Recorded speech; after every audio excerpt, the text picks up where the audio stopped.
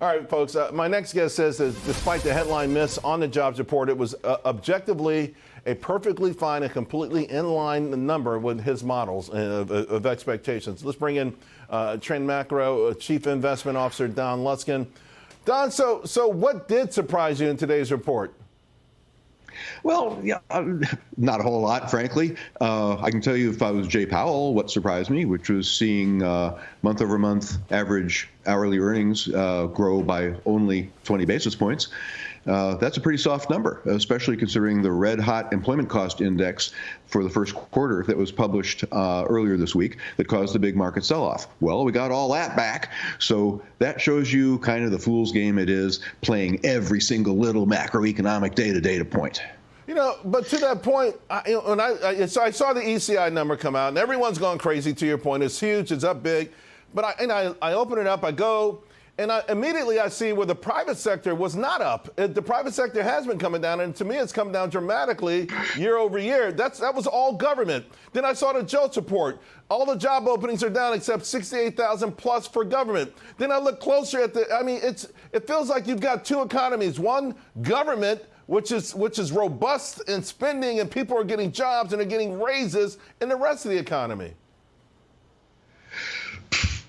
What can I say, man? You know, you're preaching to the choir, and you know the thing that kills me the most about it is, you know, one of the main reasons we care about all this stuff is because how that'll play into the Fed's thinking. And will they raise rates? Will they lower rates? Will they cause a recession? Will they pull us out of recession?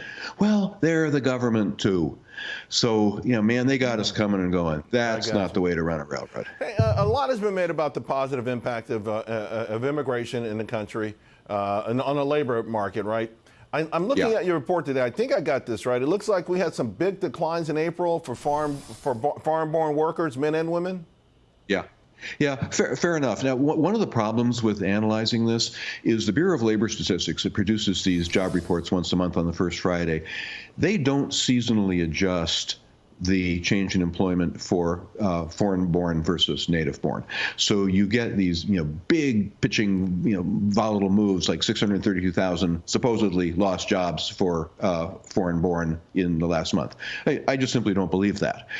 What I do believe is when you take a longer view, you look at, say, the last 2 years, we know for sure, because seasonal adjustments don't matter over years, we know that 90% of the jobs created in this economy were foreign-born.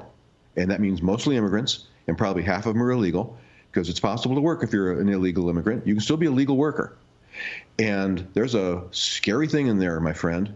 You know, we in the vast right-wing conspiracy have to realize that while we hate the lawlessness at our border, the chaos, these people who are coming over, these 5 million new adult foreign-born in the last 2 years, 64% of them are working, and if they hadn't come across and if they hadn't started working, we would have had almost zero jobs growth in 2 years. That's the reality, man. So in November, when you think about who you want to vote for and what you want that person to do about the border, be really careful what you wish for. Yeah. Although I would counter, Don, and say if we didn't have policies in place that paid native-born Americans not to work, that would be a moot point, because I know a lot of people who've never had to work and won't take the jobs that illegals would take because it's beneath them, because they would lose money from all the benefits they get. So I also say when you go to vote in November, think about a country that pays its citizens to be subpar, to be mediocre, while letting people run across the border lawlessly, because outside of that 67%,